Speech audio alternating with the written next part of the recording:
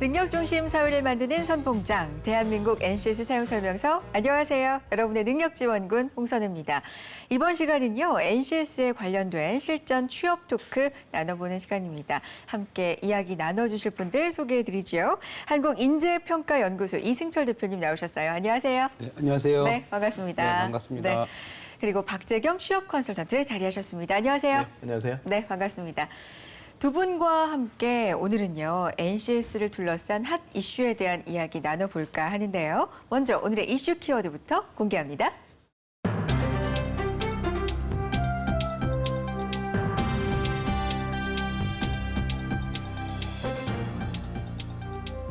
국가 차원의 산업 인력 양성 지침서인 국가직무능력표준 NCS가 확정됐다.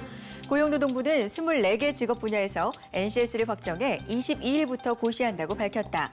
정부는 전문대학과 기업, 공공기관 교육과정에 NCS를 적용할 방침이다. 이에 따라 올해 특성화고 547곳에 NCS를 새로 적용하고 용접 산업기사 등 30개 종목 국가기술 자격도 NCS를 통해 취득할 수 있도록 운영할 방침이다. 고용노동부는 산업 현장의 요구와 일치하지 않는 직업교육 때문에 인적 자원이 비효율적으로 운영됐다며 NCS 개발 배경을 설명했다.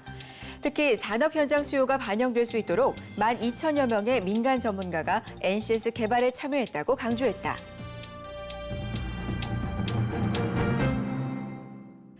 네, 지난 7월 22일이었습니다. 고용노동부가 국가직무능력표준 NCS를 확정 고시했는데 오늘은 이 부분에 대해서 자세한 이야기 두 분과 함께 나눠보도록 하겠습니다. 먼저 이승철 대표님, 네. 이 확정 고시를 했다는 게 어떤 의미를 갖는 걸까요? 그 고시라는 거는 네. 어떤 행정기관이 결정된 사항, 네. 아니면 그 일정한 사항에 대해서 이제 사람들한테, 국민들한테 널리 알리는 거를 의미합니다. 분명하게 알린다는 거죠? 네. 그래서 그동안에 이제 NCS를 이렇게 추진을 해 왔는데 네. 국민들이 또 잘 모르고 또 이제 일부 사람들은 NCS가 잘 되는 거냐, 제대로 만들어진 거냐라는 것에 대해서 고용노동부가 이번에 우리가 그동안 그 24개 분야의 847개 네. 직무에 대해서 우리가 이제 확실히 이제 만들어놨다. 이제 써도 된다. 이런 것들에 대해서 이제 명확하게 좀 공표를 하는 것 같습니다. 그래서 그동안에 NCS가 돼? NCS 뭐야? 이런 거에 대해서 이제 사람들한테 좀 안심도 주고 그리고 많이 쓰라고 하는 의미인 것 같습니다. 그동안에는 NCS가 시행이 됐지만요. 네. 뭐 공공기관, 네. 일부 공기업에서 이제 시행이 됐던 거잖아요. 네. 민간 기업에까지 아직 완전히 확산이 되지는 않은 그렇죠. 상태고요. 네. 그런데 네. 이번에 확정 고시가 되면 네. 조금 더 확산이 될 수 있는 어떤 힘을 좀 갖게 됐다. 이렇게 그렇죠. 우리가 해석할 예. 수 있을까요? 고시 통해서 이제 뭐 아까 말씀드렸던 NCS가 잘 될까?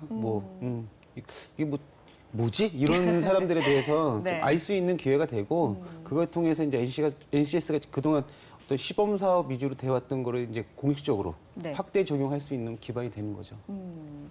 그러니까 말하자면 사실 NCS가 적용이 되고 있지만 네. 모든 분야, 모든 민간 기업에까지 아직 확산된 상황은 그렇죠. 아니기 때문에 네. 많은 분들께서 이게 언제까지 좀 시행이 되다가 멈추는 게 아닌가 이런 의심을 좀 네. 하셨을 수도 있고요. 네. 좀 의구심을 가졌을 수도 있는데 네. 이번에 확정 고시를 계기로 해서 좀 안정적으로 탄탄하게 운영이 될 수 있는 기반이 좀 네. 마련된 게 아닌가 뭐 이런 생각이 듭니다. 네, 그렇습니다. 교육, 훈련 분야도 그렇고요. 뭐 네. 자격도 그렇고 네. 인재를 채용하는 분야도 그렇고 굉장히 다양하게 이제 좀 널리 활용이 될 것 같다는 생각이 드는데 자, 박재경 대표님. 네. 컨설턴트님께서 좀 그 처음으로 가서 이제 그 태동에 대해서부터 설명을 해주셨으면 좋겠어요. NCS가 처음 어떻게 해서 어떤 배경으로 생겨나게 된 건가요? 아까 말씀 주셨던 그 고시문에도 언급이 돼 있는데요. 네. 그 산업 현장에서 실제로 요구하는 그 능력 이런 것과 직업 교육에서 그 학교에서 이루어지고 있는 교육의 어떤 그 미스매치 이런 네. 것들을 이제 해소하기 위해서 그래서 이제 인력 운영의 기본적인 비효율성을 해소하기 위한 목적으로다가 2002년부터 이제 개발을 하기 시작했는데요. 네. 2013년부터 이제 본격적으로 고용노동부가 이제 주관이 돼서 산업계의 주요한 수요나 이런 것들을 반영해서 이제 그 12,000여 명의 현장 전문가들을 중심으로 해서 그 사람들이 이제 직접 참여를 해서 네. 개발이 됐습니다. 그래서 2015년까지 총 13개 산업 분야에 인적자원 이제 구성위원회가 이제 핵심 각각의 직무별로 역할을 맡아서 네. 개발이 된 게 아까 말씀 주셨던 것처럼 847개가 개발이 완료돼 있는 상태죠.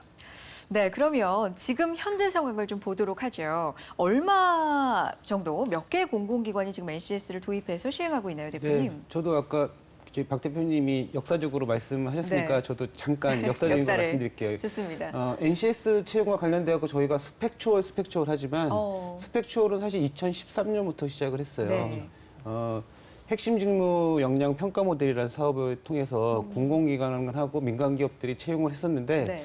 사실 그 모델이 어떤 채용에 대한 어떤 기준이 명확하지 않았었거든요. 네네. 근데 2015년 정도에 이제 어느 정도 NCS가 완성이 된 상황에서는 이제 공공기관이 이제 NCS 기준으로 이제 채용을 해라.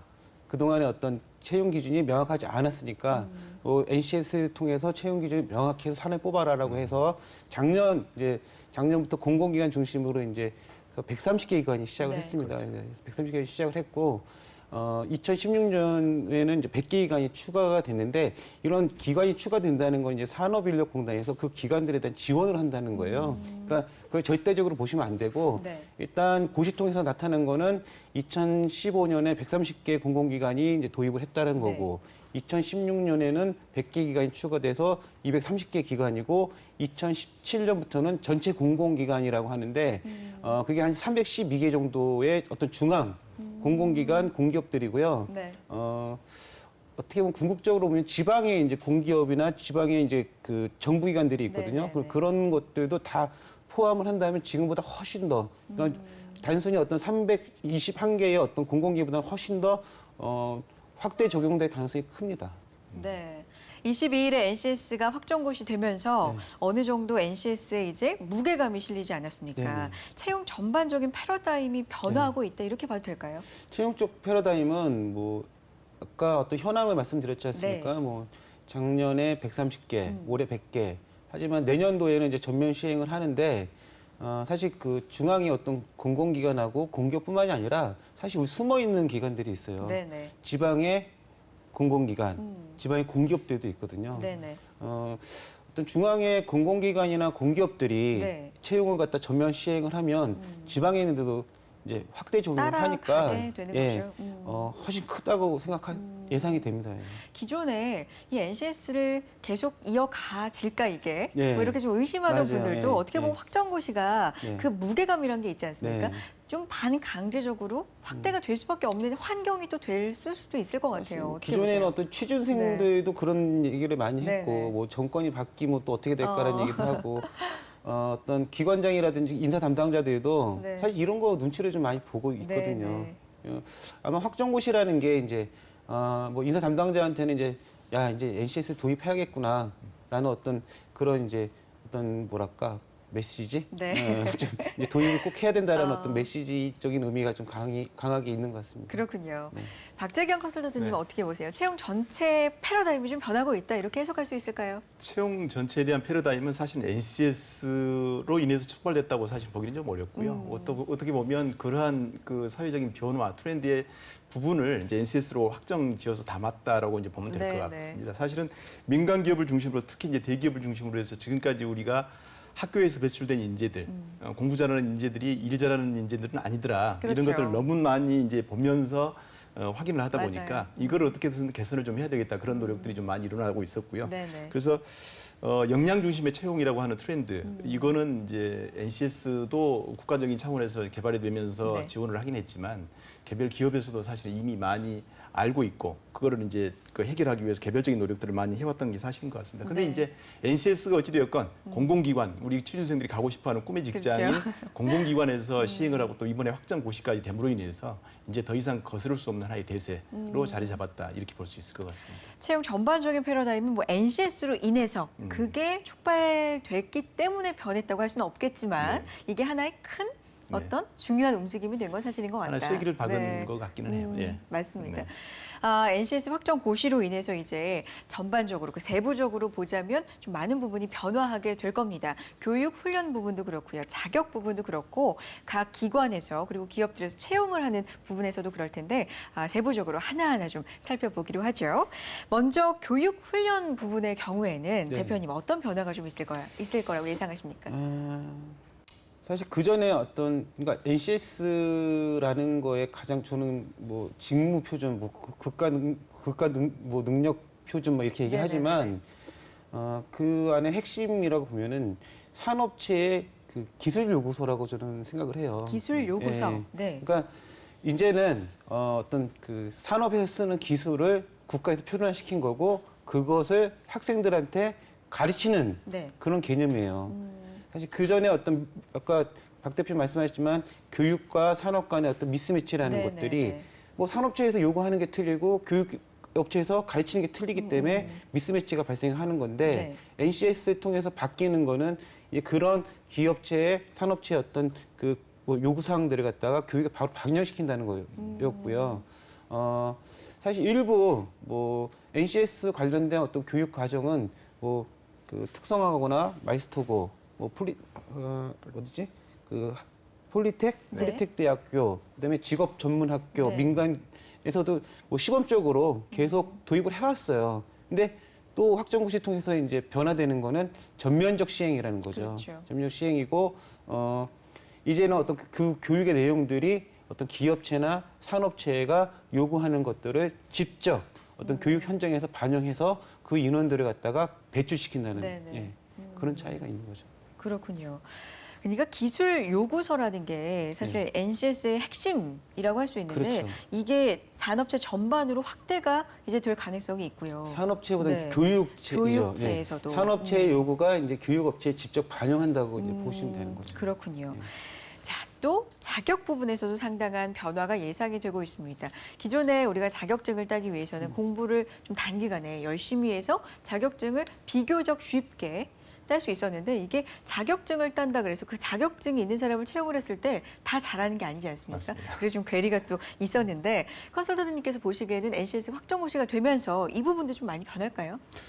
자격 부분은 뭐 정부에서 지금 야심차게 NCS 체제를 도입하면서 네. NQF 체계라고 그래서 이제 전체적인 거를 하나로 통째로 묶는 네. 그 작업에 그 크게 비중이 있는 그 부분이라고 좀 볼 수 있을 것 네, 같은데요. 네. 말씀하셨던 것처럼 지금까지 이제 우리가 자격증을 따게 되면 단기간에 공부 열심히 잘해서 그냥 압축적으로 암기 잘해서 시험 보고 갖고 합격하는 그런 형태였거든요. 그래서 그 사람이 그 자격을 땄다고 그래서 실질적으로 그 현장에서 써먹을 그렇죠. 수 있는 이거는 별개의 문제였거든요. 맞아요. 우리가 이거를 예를 들면 좀 쉽게 이해를 하실 수 있을 네. 것 같아요.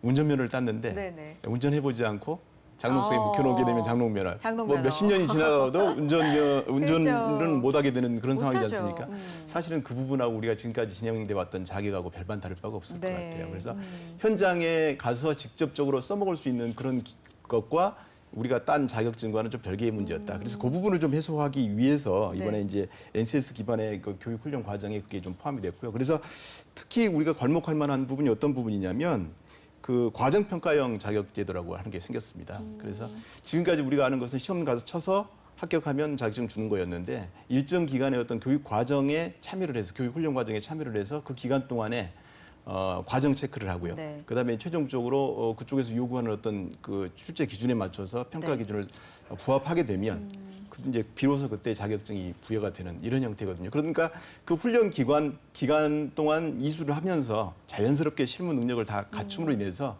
자격증을 취득함과 동시에 바로 현장에 투입돼서 능력 발휘를 할 수 있는 이런 체제로 지금 가고 있는데 그 부분이 지금 많이 확대되는 쪽으로 가닥이 잡혀가고 있습니다. 네, 국가기술 자격에 있어서 NCS의 취지가 도입이 된 과정평가형 자격에 대해서 저희 대한민국 NCS 사용설명서에서도 좀 자세하게 살펴본 그렇죠. 적이 있었거든요.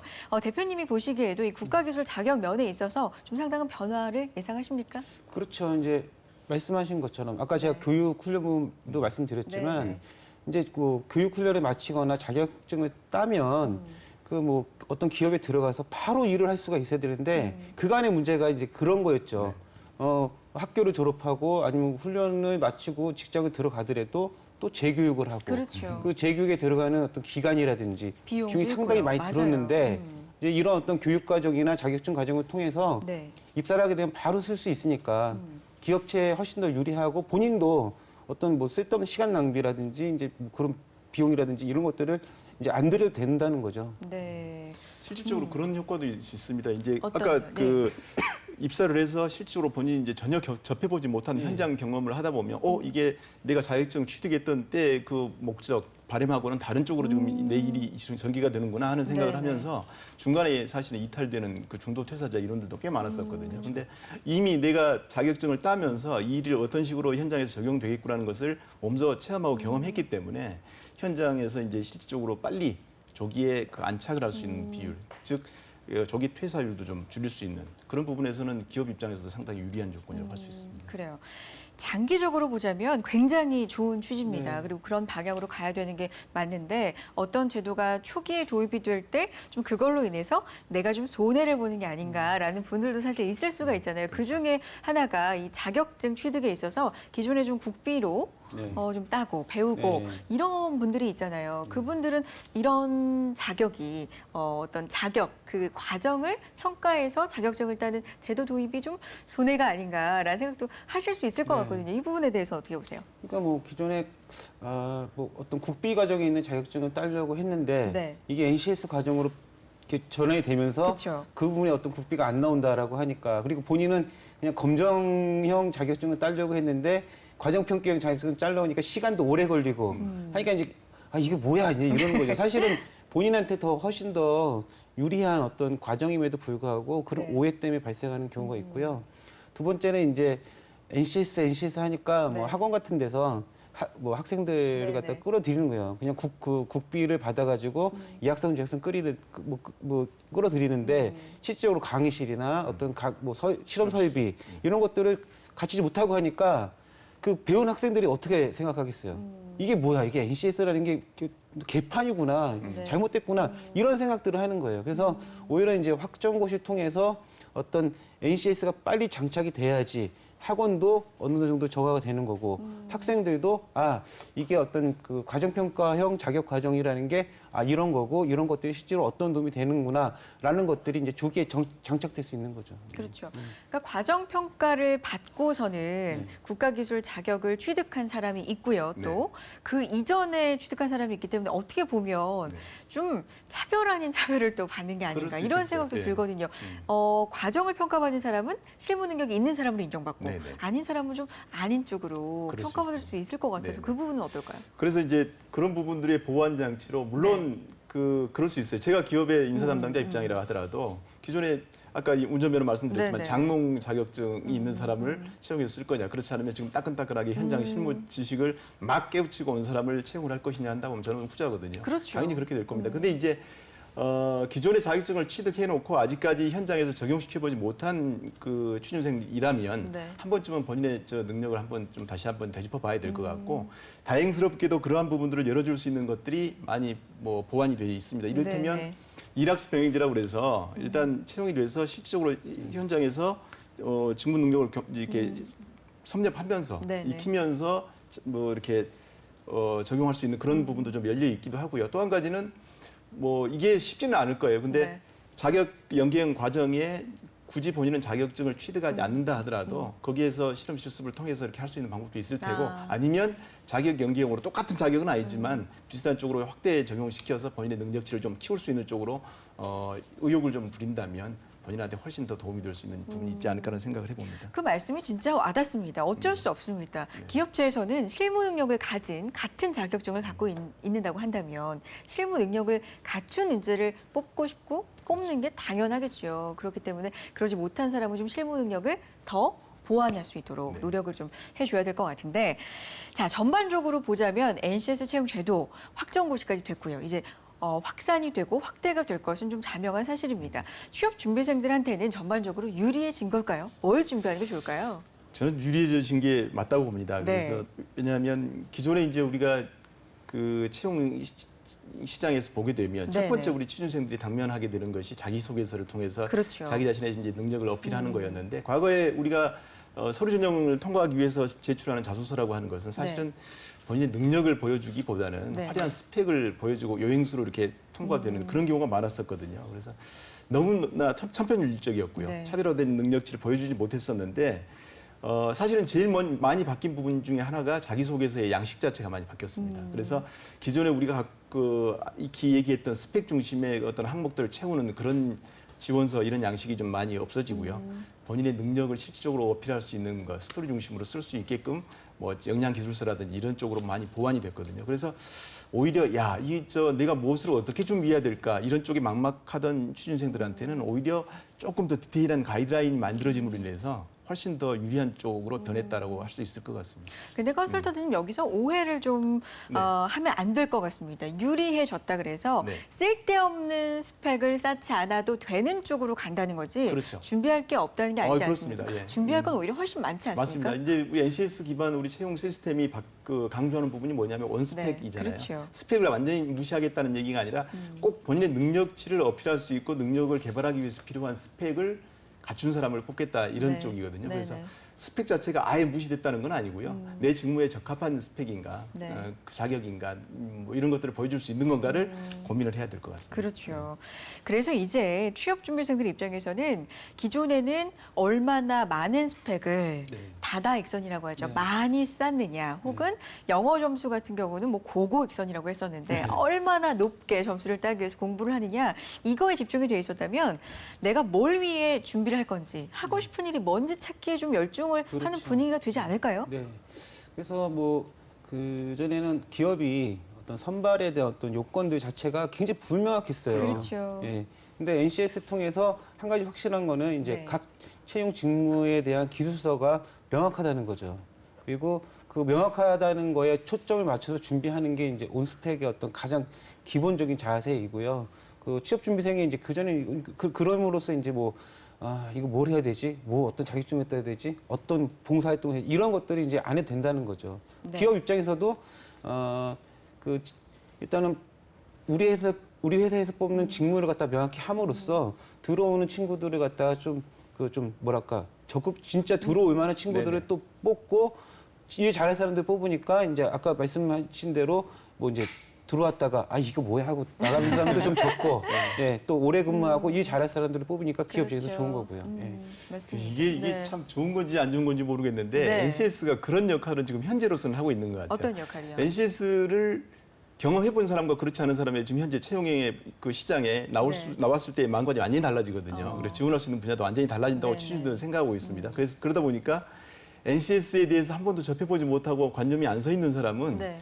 공공기관 지금 지원서 낼 생각을 아예 못 하거든요. 그러니까 불필요한 허수 지원자들을 걸러내는 현재는 그런 역할도 사실은 하고 있기는 한 것 같아요. 그렇죠. 그런 부분도 있는 것 같습니다. 글쎄요, 진짜 컨설턴트님 말씀처럼 좋은 건지 나쁜 건지 일단은 좀 많이 써보고 싶은 사람 입장에서는 좀 그 기회가 없는 걸 수도 있겠지만 기업 입장에서 그리고 사실 취업준비생 입장에서도 마찬가지입니다. 묻지마 지원을 좀 네. 막을 수 있는 원천적으로 그런 역할도 일단 하고 있다라는 생각은 드는데요. NCS 도입이 기존에는 공공기관, 공기업을 중심으로 이루어져 있었다면 이번 확정 고시로 인해서 이제 확대가 될 거기 때문에 네. 이게 혹시 민간 기업으로까지 좀 빠르게 확산이 될 흐름이 이제는 조짐이 보이는 게 아닌가라는 기대 갖게 되거든요. 어떨까요? 사실 작년에 130개 공공기관의 채용 컨설팅을 하면서 네. 한 890개 민간 기업에 대해서 채용하고 재직자 훈련을 컨설팅을 했어요. 네. 그리고 올해는 1,000개 정도의 민간 기업에 대해서 이런 어떤 컨설팅 지원을 하고 네. 있고요. 네. 그다음에 민간 기업도 3월에 능력 중심 채용에 대한 실천 선언을 했기 때문에 확정 고시와 더불어 이제 민간 기업도 이제 그런 어떤 NCS 통한 어떤 채용, 네. 교육, 훈련, 인력 관리 이런 네. 것들이 이제 좀 더 잘 보편화되지 않을까라는 생각, 확대되지 않을까 생각합니다. 그렇군요. 네. 민간 기업으로 아무래도 좀 확대가 된다면 NCS에 대해서 아직까지도 이해를 못하는 분들이 많다, 홍보가 좀 부족하다 이런 기존의 일부 지적들이 아무래도 좀 해소가 되지 않을까라는 기대도 있거든요. 민간 기업으로 확산이 좀 빠르게 될 거라고 보세요? 돼야 되고요. 네. 되고 있는 건 분명한 것 같습니다. 그런데 이제 우리 정부 당국에도 한 가지 요청드리고 싶은 사항은 사실은 민간 기업에 도입을 하기 위해서 뭐 직간접적으로 엄청나게 많은 물량을 쏟아붓고 있기도 하고 노력들을 하고 있거든요. 그렇긴 한데 아직까지도 우리 취준생들한테는 뭐냐면 NCS 이퀄 공공기관 이런 쪽으로 지금 뭐 등식이 성립되어 있는 것 같습니다. 지금까지는 많이 그래왔으니까요. 그래왔으니까요. 네네. 그렇긴 한데 이제 그 부분에 대한 것도 명확하게 조금 더 그 언론을 통해서는 홍보를 하든지 해서 우리 취준생들의 관념을 좀 높일 필요가 있을 것 같고요. 네. 지금 이제 그 정부에서 하고 있는 것이 공공기관을 통해서 채용 압박을 하고 또 있지만 네. 특히 중소기업이나 중견기업들에게 컨설팅 사업들을 하고 있고 채용 대행 사업이나 이런 것들을 진행을 하고 있습니다. 그래서 그런 것들이 적용이 된다면 네. 자연스럽게 이제 NCS는 공공기관을만 가기 위한 하나의 장치 이런 것들이 아니라 능력 중심의 채용 문화가 지금 현재 확대되고 있고 하나의 트렌드로 자리 잡고 있는데 그렇죠. 현재의 이 트렌드에 편승해서 채용의 성공, 취업에 성공하기 위해서는 반드시 거쳐야 되는 이런 쪽으로 우리 취준생들의 생각들을 좀 바꿔볼 필요가 있을 것 같습니다. 그렇습니다. NCS를 도입한 기업분들, 인사 담당자분들을 저희 대한민국 NCS 사용 설명서를 통해서도 좀 많이 모셨었는데 하나같이 하시는 말씀이 그겁니다. NCS 도입할 때 좀 힘들었다. 힘들었고 참 야근도 많이 했고 그러니까 사실 인사 담당자 기업 입장에서 준비할 게 만만치가 않은 거예요. 진짜 많은 거거든요. 근데 이게 이제 민간으로 점점 확대가 된다고 할 때 그 기업 하나하나가 준비할 게 정말 많지 않습니까? 그죠? 이런 것들 좀 수고로움 그럼에도 불구하고 도입을 이제 하게 될 텐데 어떻게 보세요? 그런 부분에 대해서. 이게 NCS 체계가 네. 그게 똑같아요. 그러니까 좀 초반에 그 체계를 이해하기가 좀 힘들어서 그렇지 그렇죠. 하다 보면은 쉬울 것 같고요. 사실 뭐 중소기업 같은 경우는 사실 그 어떤 공공기관이나 대기업보다 더 NCS에 더 도입을 해야 되는 상황이에요. 네. 예.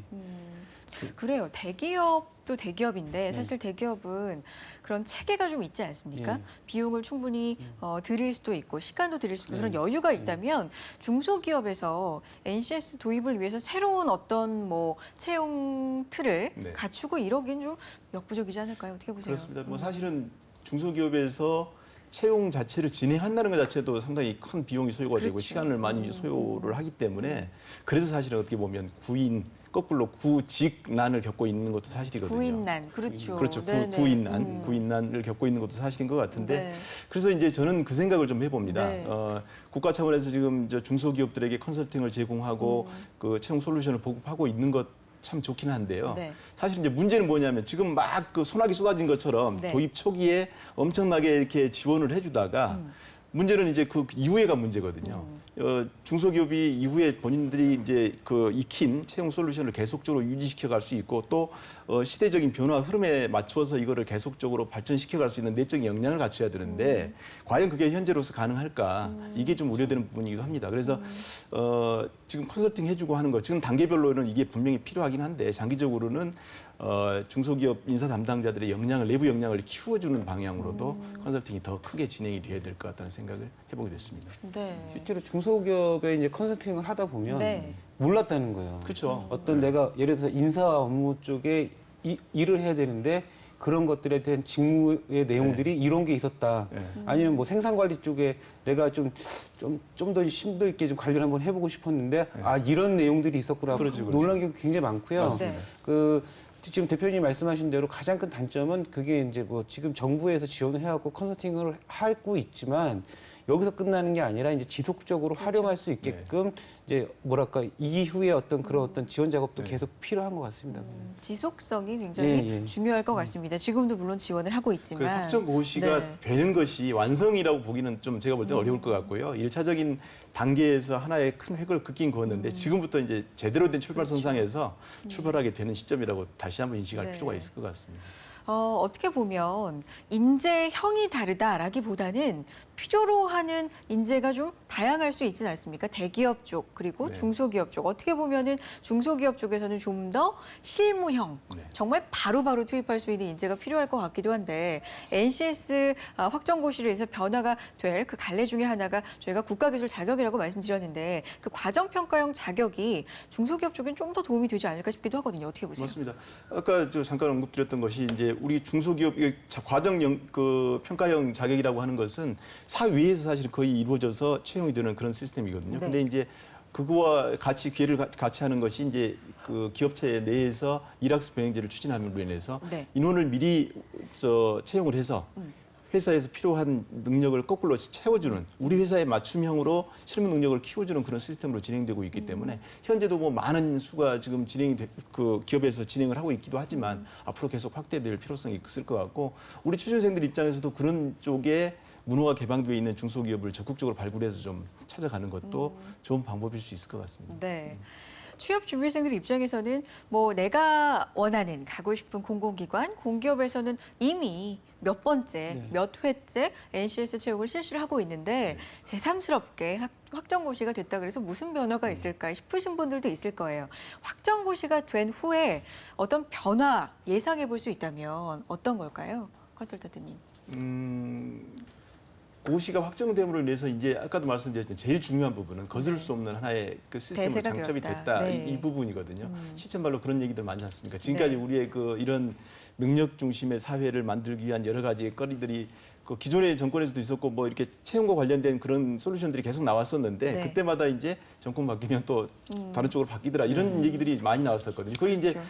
그 취준생들만의 볼멘 소리가 아니라 현장 뭐 담당자들도 마찬가지고 뭐 전문가들도 마찬가지고 기업체 담당자들도 사실은 그런 생각을 많이 가졌었거든요. 근데 그 부분에 대한 우려를 현재 어떤 그 고시를 통해서 우리가 좀 불식시킬 수 있지 않을까 그 생각을 좀 해보게 되고요. 네. 그다음에 능력 중심, 직무 중심 이런 쪽의 어떤 키워드는 이제 확고하게 채용의 트렌드로 자리 잡았다. 취준생들에게 그리고 또 이 채용을 하고자 하는 그 인력 수요처인 기업의 입장에서 봤을 때도 그게 명확하게 이제 자리를 잡았다라고 하는 것이 큰 의미가 있는 것 같습니다.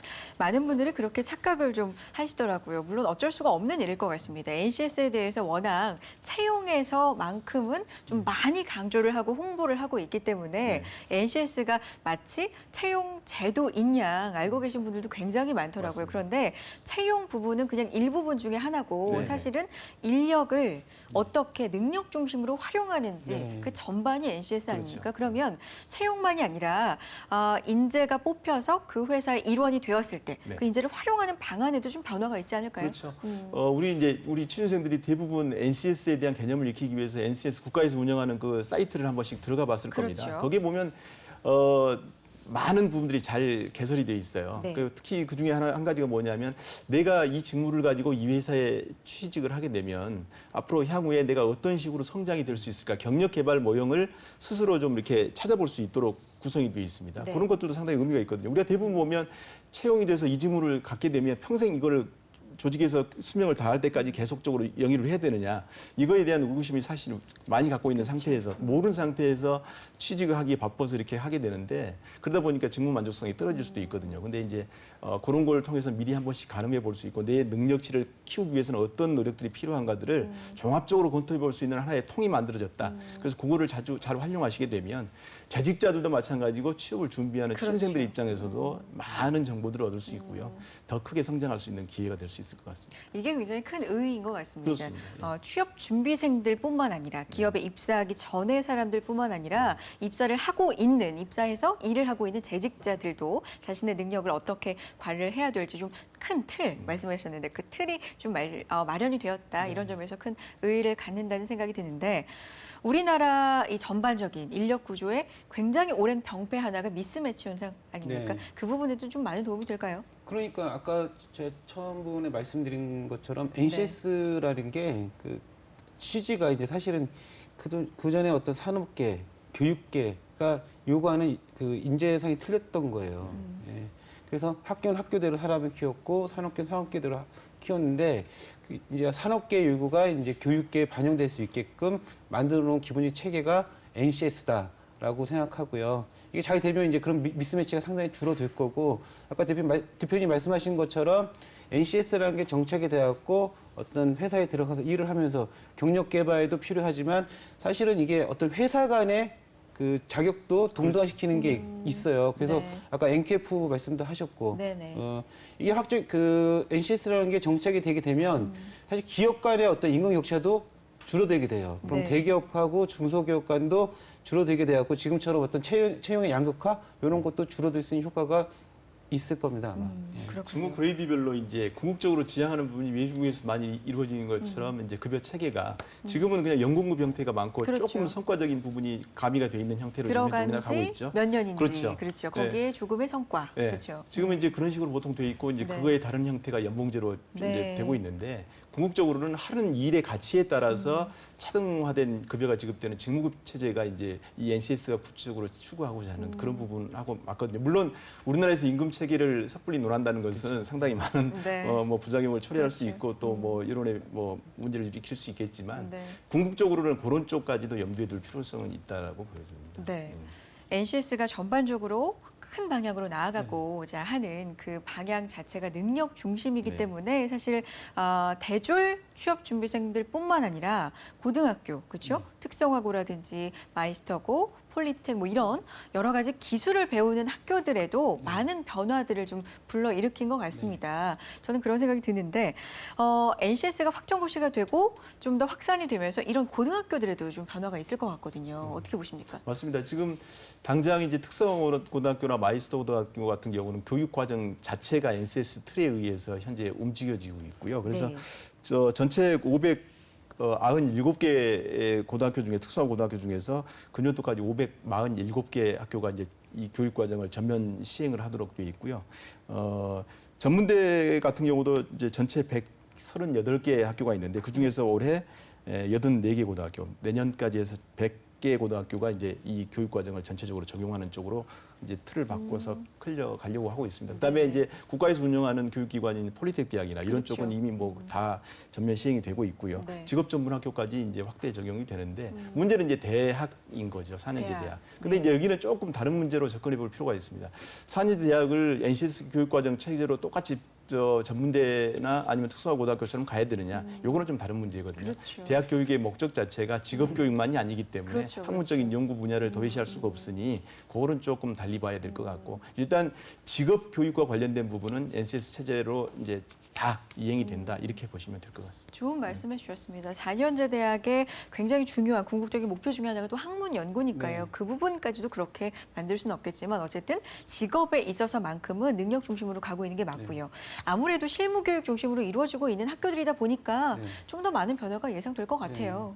그러면 뭐 그런 의미 들겠죠. 네. 교육 과정이 어떻게 반영이 되는 거라는. 그렇죠. 제가 간단히 알아본 바로는 네. 우리가 아까 847개의 직무가 네. 있고 1,599개의 이제 능력 단위가 있는데 교육 과정에서 반영되는 어떤 형태를 보면 847개라는 게 어떻게 보면 뭐 특성화 고등학교나 뭐 대학, 전문대, 폴리텍 대학의 전공이라고 보시면 돼요. 아. 뭐 회계면 회계, 뭐 경영기획 경영계획, 뭐 이렇게 하나의 직무가 하나의 전공이 된다고 보시면 되고 그러니까 직무 하나가 네. 직업 교육을 하고 있는 학교에 전공 하나. 하나의 전공이라고 보시면 되고요. 네네. 그리고 그 밑에 능력 단위 요소가 보통 10개, 30개 정도가 네. 되는데 그게 그 전공을 이루는 교과목이라고 보시면 아, 되는 거예요. 그래서 네. 이제 제가 어떤 뭐 회계를 배우다라고 하면 회계가 하나의 전공이 되는 거고 회계를 이루는 어떤 그 세분류 어떤 그 직무를 이루는 어떤 그 능력 단위 요소 10개, 30개 정도가 이제 과목이 되는 거예요, 과목이. 그런 식으로 해서 이제 그 교과목이 편성이 되고 평가는 어떻게 하겠습니까? 평소에 제가 말씀 많이 드린 어떤 수행 준거. 네네. 수행 준거가 기준이 돼갖고 이 사람이 관련 그 능력 단위와 관련돼갖고 잘 할 수 있는지 없는지를 평가하는 거라고 보시면 돼요. 그래서 NCS 교육과정이라고 해서 굉장히 복잡하게 생각할 필요가 없이 네. 어떤 하나의 직무 단위가 하나의 전공이 되는 거고 능력 단위가 그걸 이루는 어떤 교과목이 되는 거고 우리가 말하는 수행 준거 통해서 평가를 받는다 생각하면 되는 거예요. 그게 이제 수행 준거가 평가를 받기도 하지만 교육적인 측면에서는 교육의 목표가 되기도 하는 그렇죠. 거죠. 네. 그렇게 되겠네요, 정말.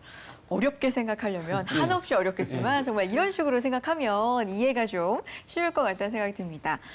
자, 이쯤에서 또 안 짚고 넘어갈 수 네. 없는 그 문제를 한번 짚어볼까 하는데 NCS가 도입이 돼서요.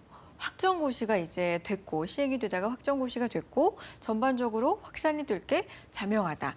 이쯤에서 걱정이 되는 부분이 또 네. 있지요. 사교육. 사교육. 그렇죠. 취업 사교육 문제를 안 짚을 수가 없는데 글쎄요. 자본주의 사회니까요. 그렇죠? 네. 뭔가 이렇게 말씀드린 그럴까요? 자본의 냄새가 나면 그쪽으로 사람이 몰리고 맞습니다. 이런 걸 어떻게 막을 수는 없겠지만 네. 사실 취업 사교육이 필요할까 이게 문제 아니겠습니까? 그러니까 헛돈을 쓰면 안 되는 거잖아요. NCS에 있어서 취업 준비생들한테 사교육이 필요합니까? 어떻게 보세요?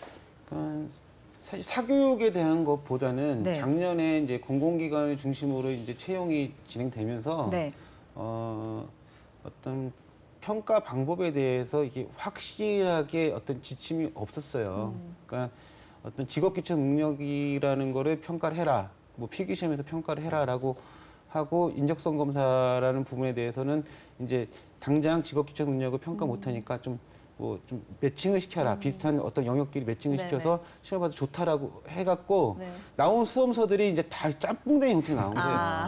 어떤 거는 적성 검사가 직업기초 네. 능력이 나오고 어떤 거는 이제 뭐 진짜로 뭐 잘 취재된 어떤 책도 나오고 하고 그런 것들이 이제 뭐 책으로만 나온 게 아니고 네. 뭐 인터넷 사이트에도 올라가고 무슨 오프라인 강의도 있고 인강도 있고 하다 보니까 뭐 그 수험생 입장, 취준생 입장에서는 그 볼 때마다 이게 뭐지? 이거는 이거 적성 검사랑 직업기초 능력 문제랑 어떻게 차이가 있지? 들으면 도움이 좀 똑같네? 될까? 네. 들으면 이렇게. 도움이 될까? 네. 이게 뭐지 뭐 하면서 이제 혼란스러운 거예요. 네, 네. 이제 그런 거에 대한 좀 반발이 컸던 거고 두 번째는 이제 취업 준비생 자체도 그리고 받아들이려고 하는 것보다는 이제 부정적인 시각으로 있으니까 어떤 문제를 보거나 어떤 뭐 직무기술서부터 시작해가지고 입사지원서, 직무기술서 이런 것들이 다 마음에 안 드는 거죠. 그리고 어떤 그 경력직 위주의 채용이다라고 생각을 하니까 네. 본인이 먼저 포기를 하는 어떤 그런 부작용이 있는데 사교육이란 거는 어떤 제가 패단이라는 거는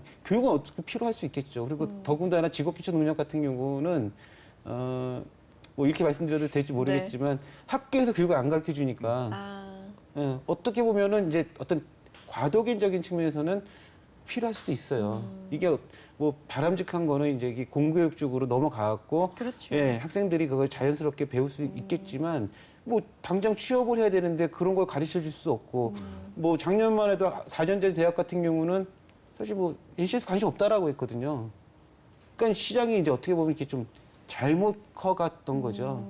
그런 것들을 이제 좀 정부에서 좀 바로 좀 잡았으면 좋겠고요. 과도기였기 때문에 예, 예. 생길 수 있는 예, 예. 작은 문제들은 이제 결국은 잡으면 되겠죠. 사교육이 문제가 된다면 네. 이제 공교육 쪽에서 이제 좀 제대로 풀 수 있게끔 좀 만들어줘야 되는데 작년에는 이제 어떤 이 제도의 확산이 좀 급하다 보니까 그런 문제들이 좀 나왔던 것 같습니다. 네. 취업 준비생들이 워낙 절실하지 않습니까? 예. 절박하고 정말 들어가야 되겠고 그러다 보니까 사교육에 의존하고 싶은 그 마음은 이해가 되는데 맞습니다. 도움이 안 되고 정말 돈만 낭비하게 된다면 우리 가뜩이나 부족한 우리 취업 준비생들이요. 그렇죠? 주머니도 가벼울 텐데 그럼 안 되는데요. 도움이 안 되면 안 하면 되는 거잖아요. 어떻게 그렇죠. 보세요? 불안 심리가 가장 큰 부분이었던 그렇죠. 것 같아요. NCS라고 하는 그 공룡 같은 존재가 갑자기 혜성처럼 나타나서 딱 하고 맞닥뜨리게 되니까 일단 취준생 입장에서 봤을 때는 불안하거든요. 불안하고 이거 어떤 식으로든 뭐 외부 전문가의 좀 도움을 받아야 될 것 같아요.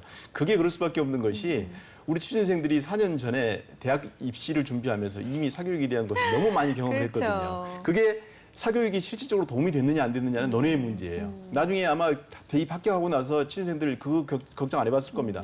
내가 이게 정말 도움이 됐나? 아버지 어머니 그 돈 많이 갖다가 내가 쓰긴 썼는데 이게 정말로 도움이 됐을까? 생각 안 해봤을 거거든요. 그렇죠. 근데 그게 너무 익숙하게 당연히 네. 두렵고 힘들어지면 그것부터 찾는 이런 것들도 조금 저는 좀 꼬집고 싶고요. 네.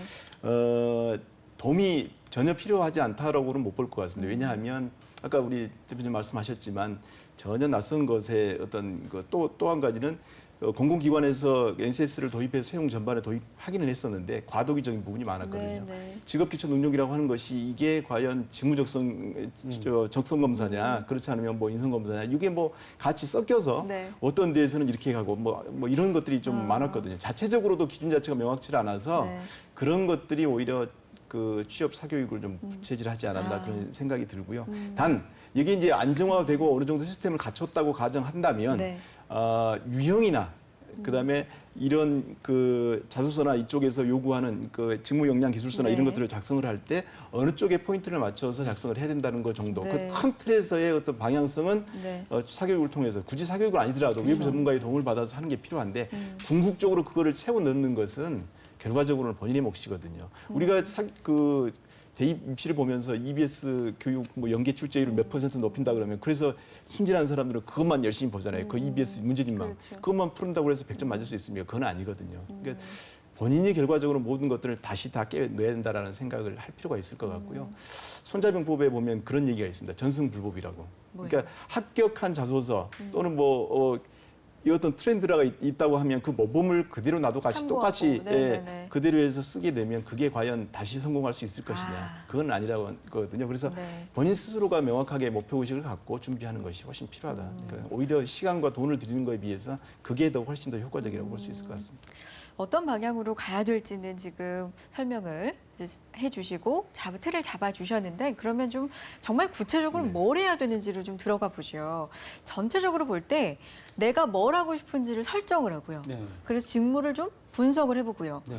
그래서 그 기업이나 공공기관, 뭐 공기업에서 본다고 하는 그런 것들을 물론 공부를 해야 되겠죠. 공부를 해보고 그리고 또 중요한 게 실무 경험 이런 것들을 좀 쌓는 것들 이런 건데 실무 경험과 경력 같은 경우는 사실 학생들이 쌓기가 너무 힘들어요. 네.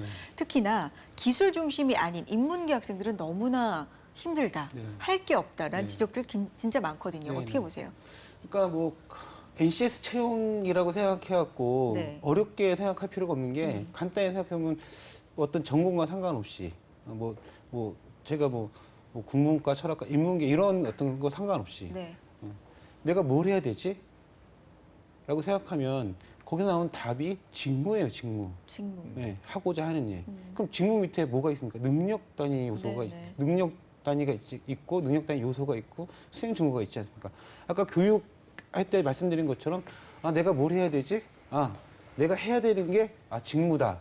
그럼 그 직무를 잘하기 위한 능력들이 어떤 게 필요한지를 정리하면 이제 능력 단위가 나오는 거예요. 그러면 그 능력 단위별로 또 잘하기 위해서는 그 능력 단위를 실제로 할 수 있으려면 어떤 걸 해야 되지? 능력 단위 요소 밑에 뭐가 있습니까?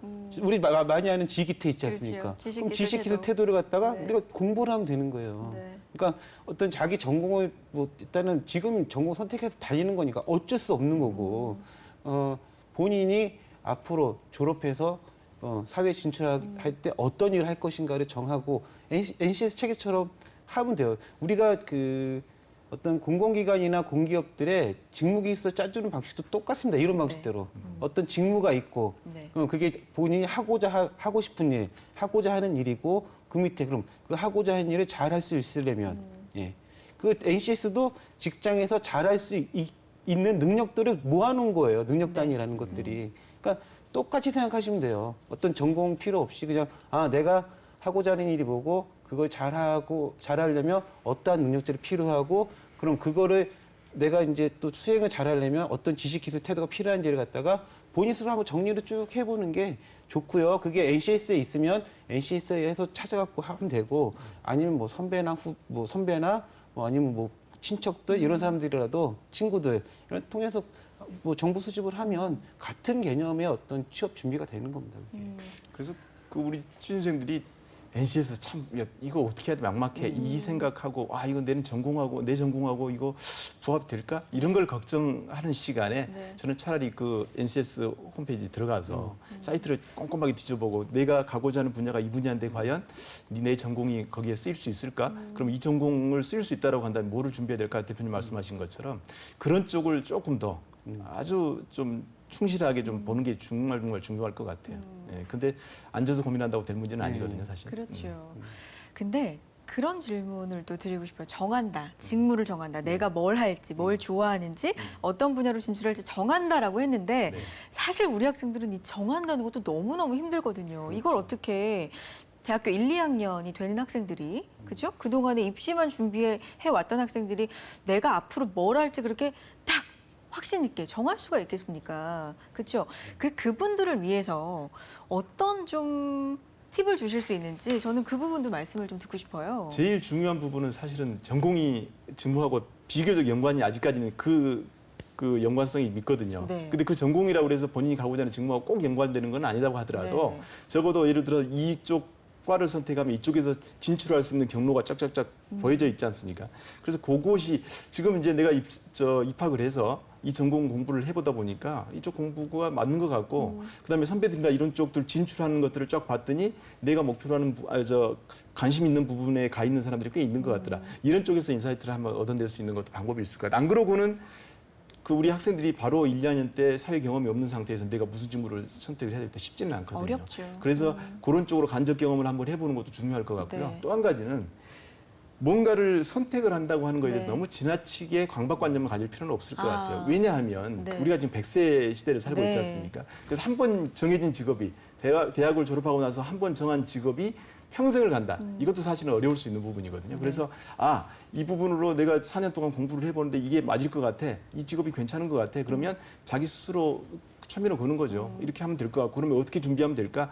준비하는 과정에서 이거는 아닌 것 같은데 생각이 들 수도 있는 거고요. 그래서 지나치게 뭔가를 직업을 선택하는 거니까 신중하게 해야 되고 너무 어렵게만 생각하게 되면 오히려 선택 장애에 빠질 수가 있거든요. 그래서 결정을 하고 나서 네. 진행을 시켜보는 것이 훨씬 더 좋을 것 같아요. 진행을 시켜보는 그 과정에서도 네네네. 발견을 할 수도 있는 문제고요. 어떻게 보면은 능력 중심이기 때문에 우리가 너무 기술 쪽으로만 몰아가고 있는 건 아닌가 또 그렇게 착각을 하실 수도 있을 네. 것 같은데 인문학적인 능력 뭐 이런 것도 절대로 배회시하면 안 될 것 그럼요. 같거든요. 맞습니다. 너무 배척을 하면 안 될 것 같은데 중요하게 보십니까? 직업 기초 능력이라고 하는 것이 왜 생겼는가를 한번 생각해 볼 필요가 있어요. 네. 직업 기초 능력의 구성 단위를 쭉 보게 되면 네. 그중에 일정 부분은 철학적이고 인문학적인 네. 소양들이 많거든요. 뭐 굳이 거창하게 철학적인 인문학적인 소양이라고 할 것 없이 그냥 네. 자체적으로 소양. 사람이 사람들과 더불어서 그 하나의 집단 생활을 하는데 필요한 소양들이 있지 않습니까? 그렇죠. 거기에 직업의식도 들어가는 거고 여러 가지가 들어가는 건데 그런 것이 왜 필요했겠는가, 왜 나왔겠는가를 한번 생각해 볼 필요가 있어요. 그래서 오늘날 현대를 살아가는 사람들이 거꾸로 백투더 베이지. 인문학적인 소양은 필수적인 것 같습니다. 그래서 공대생이라고 해서 인문학적인 소양 필요 없다. 그렇죠. 요즘은 아닙니다. 공대 학생들도 졸업하기 위해서는 그 인정을 받아야 돼요. 네네. 그러니까 일정 부분 일정 시간 이상의 뭐 인문학 관련된 서적을 그 읽어야 되고요. 그런 것들이 자격 요건으로 또 갖춰져 있더라고요. 네. 졸업 정원제는 아니지만 아무튼 졸업 자체의 기준으로 이런 것들이 돼서 뭐 일정 부분 취준생 중에서는 아예 그것 때문에 졸업을 못하는 유예를 하는 네. 그런 경우도 사실 있더라고요. 그래서 저는 제가 볼 때는 바람직스러운 방향이라고 생각합니다. 평가 측면에서 볼 때도 직업 기초 능력이나 직무생 능력은 이제 과거의 어떤 그 단순한 질문 지식을 갖다가 평가하는 게 아니라 그렇죠. 맥락을 넣어서 해석할 수 있게끔 그리고 해석을 통해서 본인이 어떤 행동을 할 수 있게끔 하기 때문에 그 해석 능력이 뛰어나기 위해서는 그 본인이 평소에 책을 많이 읽고 사고를 하는 습관을 그렇죠. 길러야 돼요. 그렇기 때문에 뭐 인문학적인 소양이 필요 없다. 이건 절대 말이 안 절대 되는 아니죠. 얘기입니다. 예. 현대차 그룹의 역사 에세이 문제가 굉장히 유명하지 네네. 않습니까? 저는 볼 때마다 깜짝깜짝 놀랐는데 이런 것들을 기업에서는 요구하고 있구나라는 생각이 드는데 NCS라고 해서 정말 딱 직무 능력, 물론 능력 중심 맞지만 기술만을 원하는 건 아니다. 전반적인 소양을 원하는 것도 우리가 놓쳐서는 안 되겠다. 그렇습니다. 그렇죠. 거기 뭐 현대자동차에서 나오는 그 문제 자체가 학교에서 배운 지식 범위를 네. 벗어난 건 아니거든요. 그렇죠.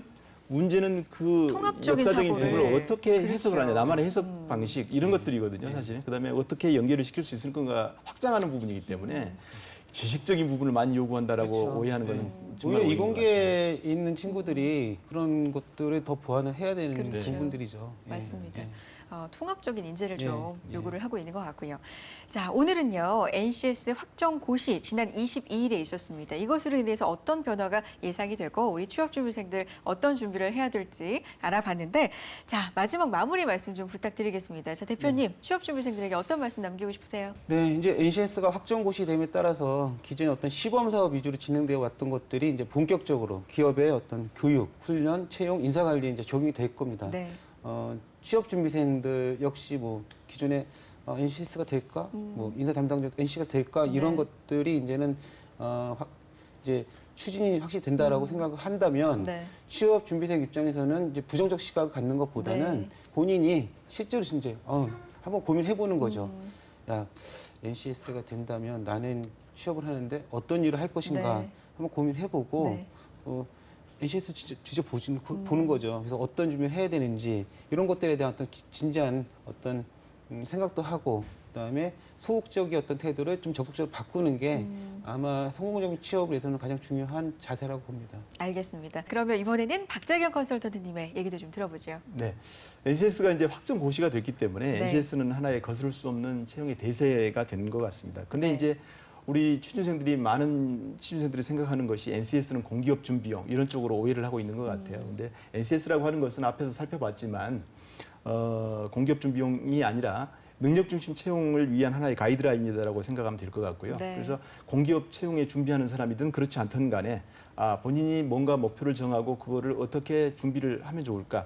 이거에 대한 인사이트를 거기에서 좀 얻으셨으면 좋겠어요. 그래서 네. 제가 한 말씀 드리고 싶은 것은 기본적으로 본인의 목표를 정한 다음에 그건 이르면 이룰수록 좋을 것 같아요. 그다음에 또 한 가지 중요한 것은 의도를 갖고 뭔가를 꾸준하게 계속적으로 준비하는 그런 것들이 좀 필요할 것 같습니다. 그리고 또 한 가지는 강의실 내에 또는 도서관 내에서만 얻을 수 있는 것보다는 현장에 직접 부딪히면서 네. 경험해보고 뭐 얻어갈 수 있는 것들이 훨씬 더 많다는 것들을 한번 생각해 보시고요. 네. 자각적으로 지금보다는 조금 더 활발하게 움직이는 그런 취준생들 여러분 되셨으면 좋겠습니다. 알겠습니다. 현장에서가 더 중요하다. 인턴 같은 것들도 좀 네. 더 경쟁률이 세지지 않을까 싶은데 어떻게 보세요? 아무래도 좀 그럴 것 아무래도. 같긴 한데 근데 어. 모든 것이 나는 인턴 안 하면 또 안 돼 이런 그렇죠. 것도 아니거든요. 어. 나만의 차별성 부각시킬 수 네. 있는 것들을 계속적으로 고민할 필요는 있을 것 같습니다. 알겠습니다. 대세를 따라가기보다는요. 네. 자, NCS 취업 실전 토크 오늘은요. 확정고시된 NCS 확정고시로 인해서 앞으로 변화될 취업 시장 그리고 우리는 뭘 준비해야 되는지 고민들에 대해서 함께 나눠봤습니다. 자, 이승철 대표님, 박재경 컨설턴트와 함께했습니다. 두 분 고맙습니다. 네. 대한민국 NCS 사용 설명서 능력 중심 사회를 위해서 여러분과 함께 부지런히 나아가겠습니다. 다음 이 시간 찾아뵙죠. 고맙습니다.